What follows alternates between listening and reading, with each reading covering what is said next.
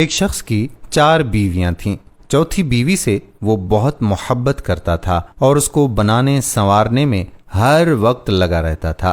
تیسری بیوی سے بھی وہ محبت کرتا تھا کیونکہ وہ بہت خوبصورت تھی، جو اسے دیکھتا گرویدہ ہو جاتا، اسی لیے اس کو یہ خوف لگا رہتا تھا کہ یہ کسی اور کی نہ ہو جائے، اسی لیے اسے چھپا چھپا کر رکھتا تھا۔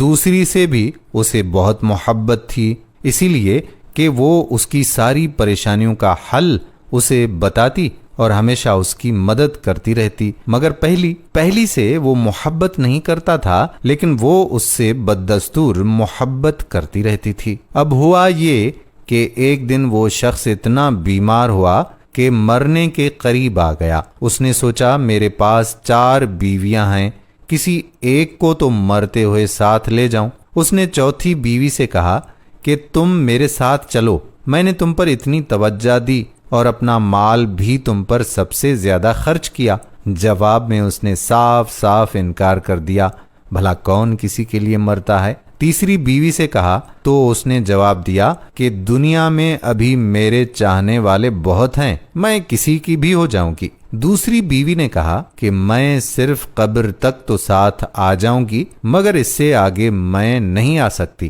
اب یہ بڑا پریشان ہوا۔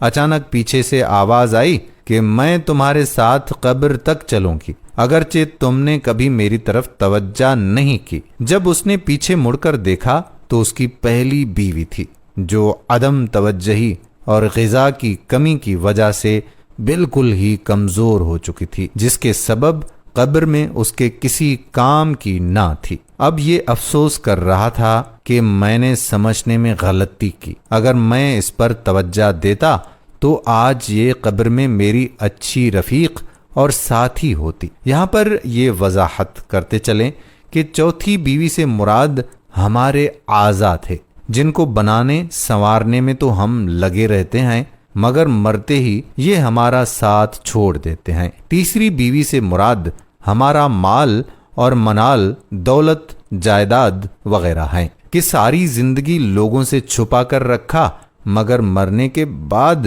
یہ دوسروں کے ہو جائیں گے۔ تیسری بیوی سے مراد ہمارے اہل و عیال اور رشتہ دار اور دوست و احباب ہیں۔ دنیا میں یہی لوگ ہمارے کام آتے ہیں، ہمارے مسائل حل کرواتے ہیں، ان سے جتنی اور جیسی چاہیں مدد لیتے رہیں، مگر یہ لوگ بھی زیادہ سے زیادہ قبر تک ہمارے ساتھ رہتے ہیں۔ پہلی بیوی سے مراد ہمارے اعمال ہیں جو قبر میں ساتھ جائیں گے، لیکن ہم ان کی طرف توجہ نہ دے کر قبر کے حقیقی دوست، حقیقی رفیق اور ساتھی سے محروم ہوئے۔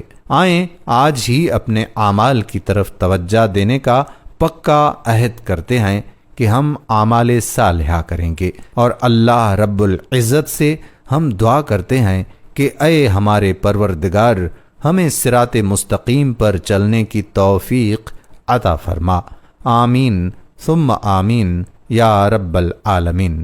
سب دوستوں سے گزارش ہے کہ ایک بار درود شریف پڑھ لیں، اور ایک بار درود شریف پڑھنے سے اللہ تعالیٰ 10 مرتبہ رحمت نازل فرماتا ہے، تو درود شریف پڑھیں اور اللہ کی رحمتوں کے سائے میں آ جائیں، اور اس ویڈیو کو آگے شیئر کریں۔